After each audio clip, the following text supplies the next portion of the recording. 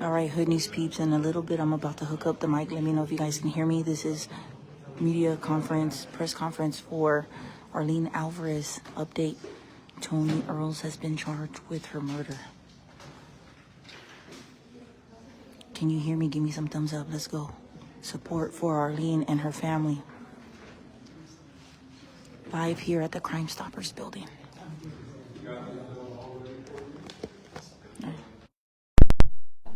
All right, that's all I was looking for. Good afternoon. My name's Andy Kahn. I'm Director of Victim Services for Crime Stoppers of Houston. Today's a great day. It's also part of National Crime Victims' Rights Week.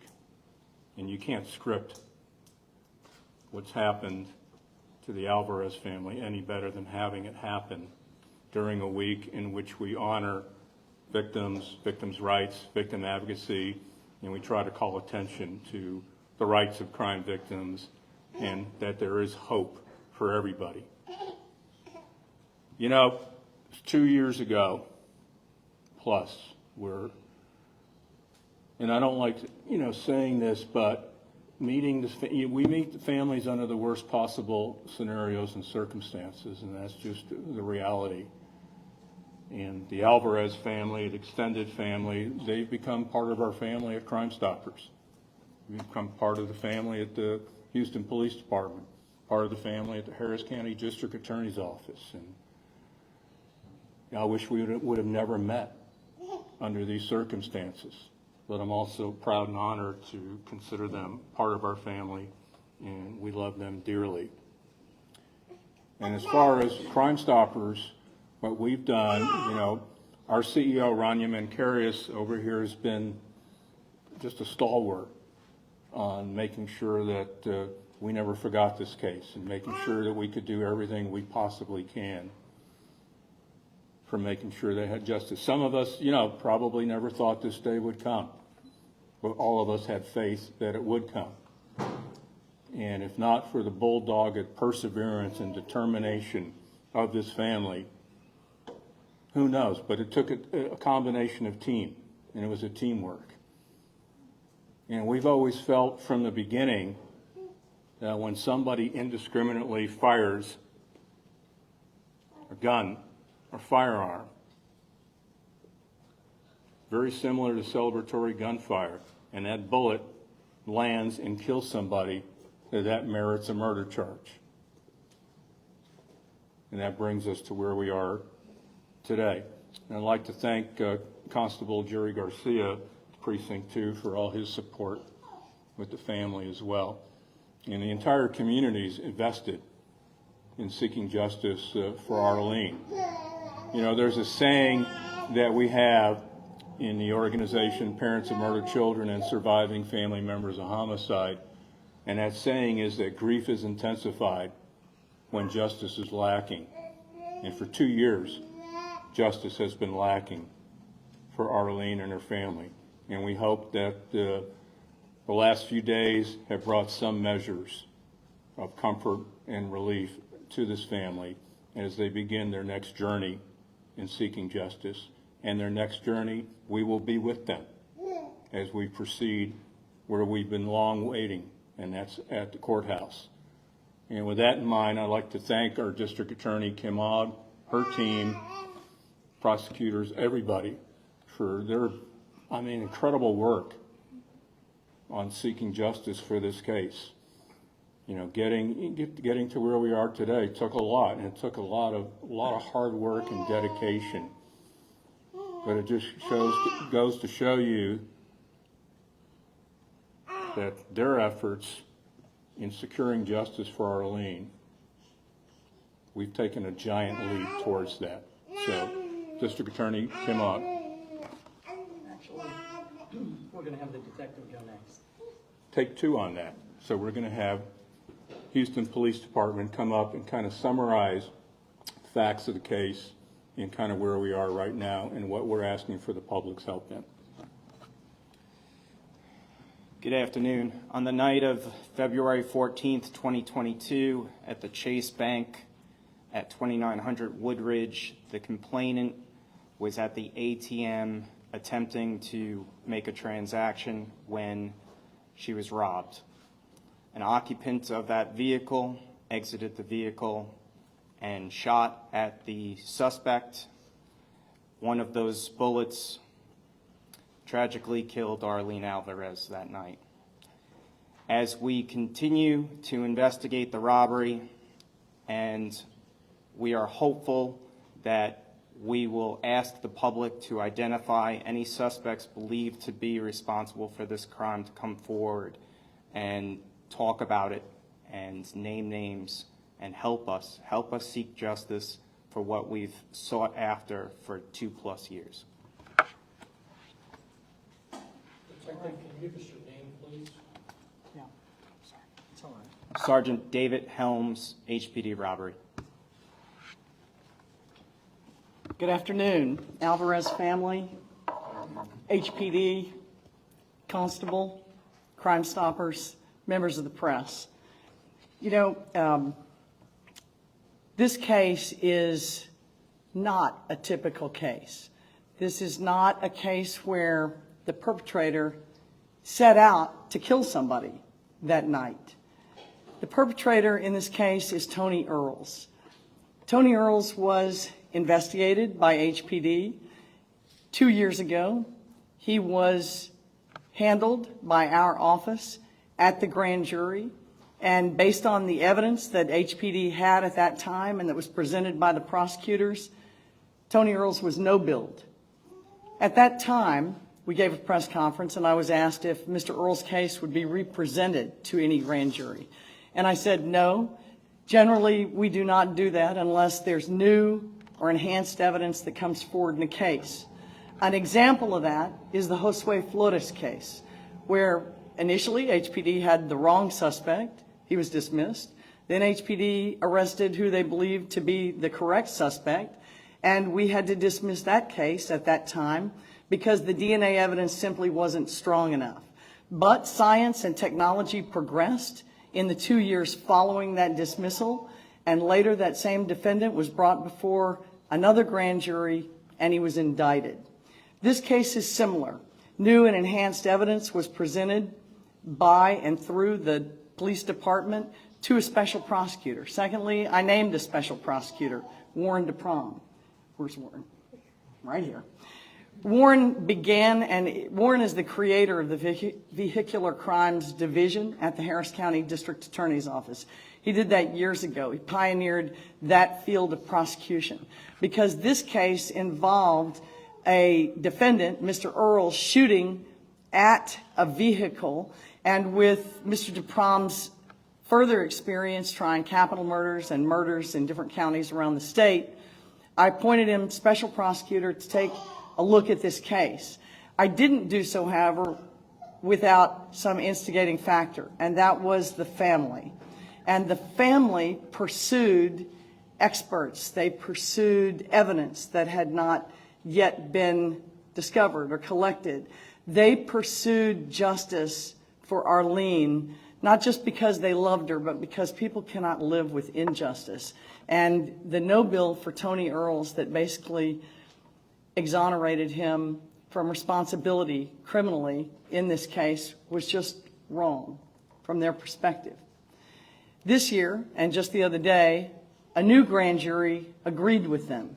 Arlene had not received justice, and Mr. Earls was found to be criminally accountable, at least by the probable cause standards that the grand jury looked at the case under. And so I want to thank our special prosecutor, Warren DeProm. I want to thank the members of the grand jury who heard the case. I want to thank HPD for sticking with this case and believing in Arlene and pursuing every piece of evidence down to the last lead.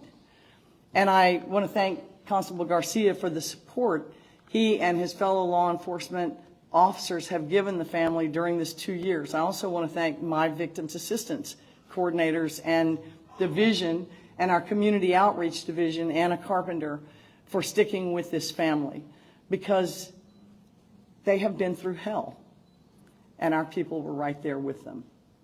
So finally, and in conclusion, I want to thank the Alvarez family. I want to thank you for your incredible patience. You know, it's easy to say, well, just wait, just have patience until it's your niece or your daughter. Imagine somebody telling you to wait and you really having no choice but to do it. They could have lashed out, they could have been angry, they could have been bitter, they could have done nothing. Instead, they directed all their energy toward achieving justice for Arlene. And that's our goal. And we'll respect what happens in the courtroom, whether it's with the jury or the judge, but they will get their day in court. And during Crime Victims' Rights Week, that seems to be the least we can do for the only parties in the criminal justice system who didn't volunteer to be here, and that's the crime victims. So thank you, everyone. Thank you, members of the press. Who's next, Andy? Where are you? You know, like District Attorney Ogg, the Alvarez family has just been incredibly close in, you know, just from our staff to you guys. You're an inspiration. And if I can just have Wendy and Armando come on up here and share a few words.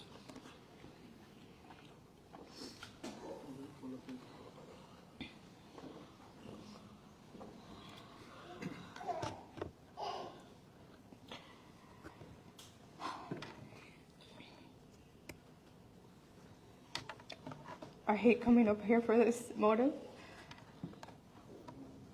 And every time I talk about my daughter, I get so sentimental because even though it's been 2 years, it still feels like it was yesterday. But we feel relief, even though it brings us a little comfort that we have been on the first step of receiving justice for my daughter. And it gives us a little bit more comfort. I want to thank everybody that's in this room for being here for us, the media, the community, my family, everybody that has been supporting us because we had a big loss. And we're here for the love of Arlene, and hopefully we inspire other families to never give up on their loved ones because it's horrible. And it's a big nightmare what we go through. But thanks to my family and my kids and my husband, we're living day by day. But thank you all for being here for us, and it means so much to us.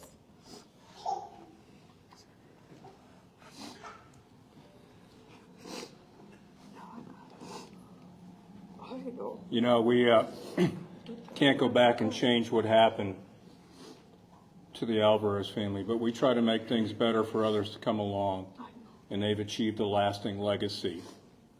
And that's what this is about. And I think everybody here would probably agree that none of this happens without the bulldogged, determined efforts of April Aguirre. April? Yeah. Again, I want to echo thanks and praise to everybody that made this happen. It took a village. I want to tell the whole community that not every single case is going to take a traditional path. Our case didn't take a traditional path, and we had to do a lot of legwork. But I'm going to say that there's a little girl right now that's buried in a casket that doesn't belong to be there. She deserves to be alive and with us. And because of that, we couldn't give up on her, and we're not going to. The most basic right of every victim is to have their day in court, and that's what we wanted. We wanted to see somebody fight for Arlene, and we could not accept the no bill that we received last July. I hope it's a message of hope, and I know that there's a light shining bright in heaven today. And Wendy and Armando, you guys have been so strong. Goro, you lost your sister and the whole family, and this should have never have happened. I understand that there's some people out there that have sympathies for Tony Earl, but I will say he made a conscious choice. He made a conscious choice to shoot into that vehicle that night, and he took a life. There's no other outcome when you shoot into a vehicle other than property damage, injury, or death. Those are the three things that are going to happen if you shoot into a vehicle. What he did that night was execute a little girl. She was shot in the temple, and she didn't deserve that bullet in her head. Please, the community, do better. We need to do better for each other. We need to be kinder. And for those victims' families out there, don't give up. Even if your case is not going to take the traditional path, don't give up. Thank you to everybody that made this happen. Crime Stoppers, Rania, Andy, Kim Og, Jerry, Warren, you guys are our heroes. You are. HPD, you're our heroes. Thank you for doing this for Arlene and for us. So in closing, the public is our best eyes and ears out there.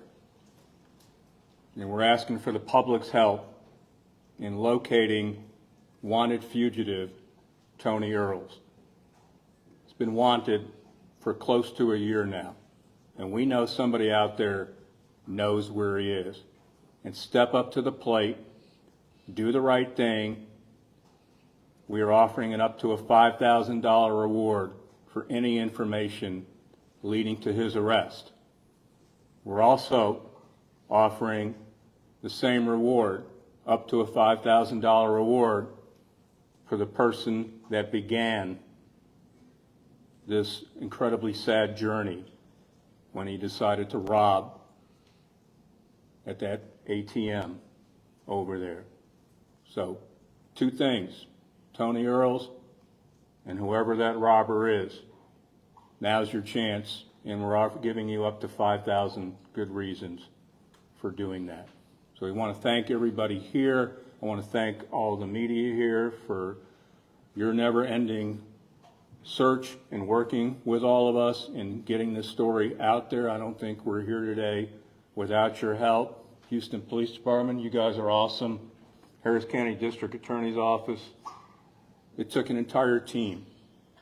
And I'd like to thank our Crime Stoppers staff too for basically adopting this family here, and they always have a home here for us as well. So if there's any questions, we'll be more than happy to take them at this time. Kim, is there any, Kim, is there a warrant, active warrant for this person? If you can describe what is going to happen after this indictment. Well, the existing warrant that Andy Kahn referenced is for family violence, a felony. And Mr. Earls has been wanted on that case for close to a year. It's a completely separate incident and a completely separate warrant. A warrant will issue from this case, from the grand jury's true bill, if it hasn't already. And Mr. DeProm is asking for $250,000 in bail. Bail cannot be set until Mr. Earls is in custody. So that's where we are with that. There will be two warrants, just like there's two different Crime Stoppers rewards. Those are for different people. You want to answer that? Yeah, we think so. Yes. You got to come up and identify yourself. Oh, no. Sergeant Mark Holbrook. Yes, we think he's still in the area, in the southeast area, yes. Is he hiding, being hidden, or do you think he's just going about his business? He hasn't been picked up? We haven't been able to find him, and we've been looking for a month or so, a couple months to try to talk to him about some different stuff. Yeah. Sergeant Holbrook, what about Tony Earls' wife? She was with him at the time of the shooting. Have you been able to find her? We have been talking to her. We'd like to talk to her some more, but we have talked to her, and we've been working on this case. David, Warren, we've been working on this case for a while, trying to identify the robbery suspect involved. She cooperated? Somewhat, yes, ma'am. How many, can you talk about the progress you've made in looking for the armed robber? Has there been any success at all, or how many tips? We have gotten some good tips from Crime Stoppers, and we've been out and we have talked to several people. It wouldn't necessarily be appropriate for me to talk about people we've talked to and not charged, but we have talked to some people. We've worked on this case. We've interviewed some people. We have some lab results we're waiting on. Can you offer any more details about how you went about as far as the evidence, as far as in charging Earls with Arlene's murder. Like, I don't know if you could talk more about how we got to this point today, as far as the investigation of the dealt with. Okay. Warren, try that. Warren DeProm, D-I-E-P-R-A-A-M. The wheels of justice sometimes turn too slow, but they do turn. In this case, there was a criminal investigation that was handled by the district attorney's office and still is being handled by the district attorney's office. But in conjunction with that, there was a civil investigation in reference to this particular case.